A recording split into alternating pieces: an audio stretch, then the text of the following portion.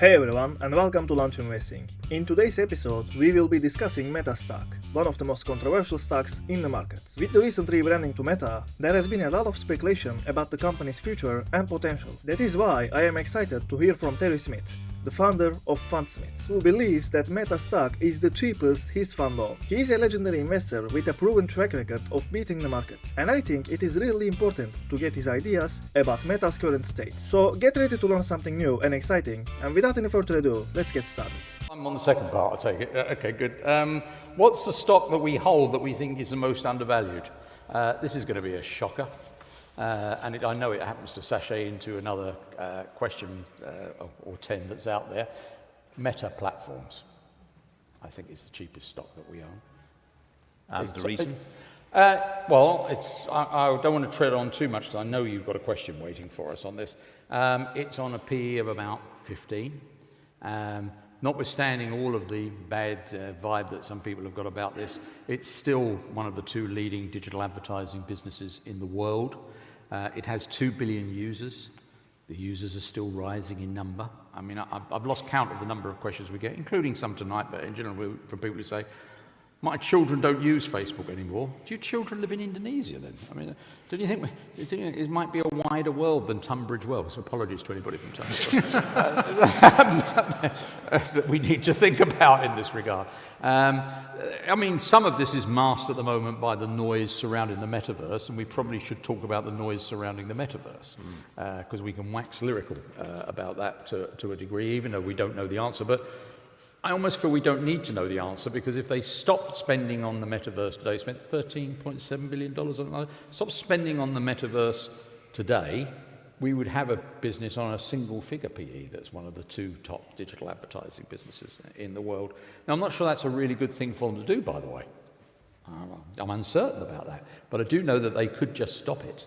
And I think if they just stopped it, the share price would roof it, actually. I'm not sure it's a good thing, but I think that's what would happen. Well, I mean, that segues into the next question, which comes from Jack Nugent. Thank you, Jack. And he says, do you regret buying Meta? I certainly regret buying it at the time I bought it, that's for sure, because we could have bought it a lot more cheaply. But let's just put it in context, shall we? And I regret buying it from the standpoint of it's a pain in the arse to own, because people keep shouting at us an awful lot about it. As predicted by Julian, who is now known on the team as the Nostradamus of Westport, which is where he lives, because he said it's a difficult. What's that? That's where I live. Yes. Yes, where you live. Yeah. He's able to predict chief executives quitting to within the month, basically, as far as we can figure out. But he said when we were debating whether to own it, it would be a difficult stock to own. And then he came back after we bought it and said, maybe it was a too difficult stock to own. It's a real pain in the arse to own, and we could have bought it better. But let's put it in context. I think we're actually in profit at the moment. I mean, it's up over 40% year to date. Right? So we're not sitting here having lost you some large percentage of your money in Meta platforms. We're actually very slightly in profit. There's also a few sort of characteristics of it. If you look at the numbers up there, you will see what we're trying to put in context for you. This is a business which in the last year had $116 billion of revenues. It doesn't get a single penny, of course, from the people that use the platforms, from the people who use Facebook, Instagram, WhatsApp. It gets it from the advertisers. It's got about 12 million advertisers, which, by the way, in terms of growth, and since that's where the revenue, I would say is not a particularly high number, actually. You can see it's got gross margins of 78%. That's the kind of business we like, you know. Makes things for 22, sells them for 100, basically. It comes down to operating margin of 25% and a return on capital employed, which admittedly has been going down as it's been rowing in an awful lot of spending to 23% return on capital employed. So, you know, that's the past, not the future, but it is, it's a pretty strong business. As I said earlier on, it's on a PE at the moment of 15.3. For what it's worth, these are not our numbers, these are consensus numbers. It's on 12.7 times, so it says for on Bloomberg, which is pretty cheap considering what it's doing in terms of spending at the moment. You can see the S&P is on about 20 times. So there's quite a lot of scope for things to go wrong here before this were to look expensive. And there's the daily average active users on the platform. You can see it's about 2 billion and still rising gently. I mean, I should just talk about things rising and rising gently in particular in relation to things like this. Most people seem to deal with it anecdotally and say, well, I mean, it's not growing because nobody uses it anymore. Well, that demonstrably isn't the case. Then there's a subset of that where people say, well, it's only growing at 4% per annum. When you've got 2 billion users and you're not allowed to operate in China, so your effective market is only a bit over 5 billion human beings, and you've got to X out the ones in Africa because quite a lot of them haven't got any access to broadband. You've probably got almost all the people in the world who can use your product on there. So it isn't going to be growing at 20% per annum, is it? Yeah? So the fact that it's still growing at all, I think, is quite impressive. You don't worry about the competitor landscape. I mean, I noticed that Facebook and Google, Meta and Google, their share of the US online advertising market actually fell below 50% last month for the first time ever. You don't worry about the competition? We worry about everything, actually. Look, I think they're facing a couple of things in the advertising market, one of which you described, which is the competitive landscape, which has moved against them. It's moved against them with the iOS operating system change at Apple, where they can't actually follow the data as well as they used to in terms of the effectiveness of advertising.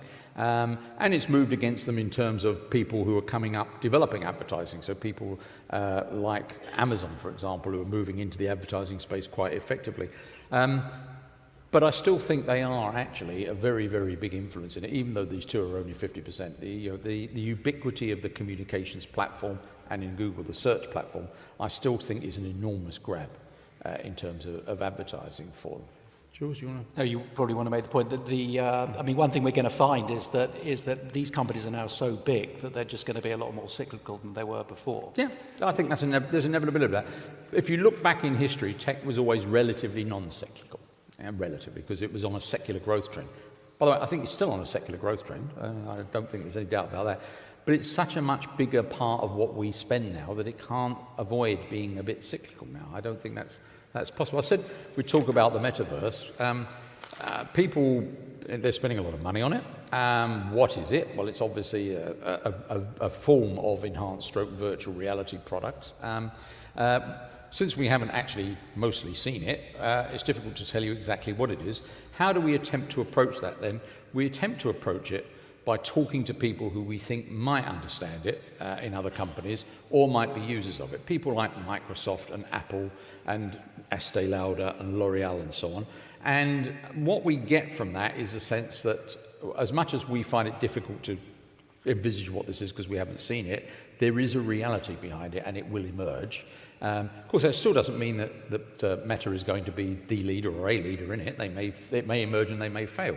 But I don't think we should think that we're talking about something which is science fiction and a pipe dream here.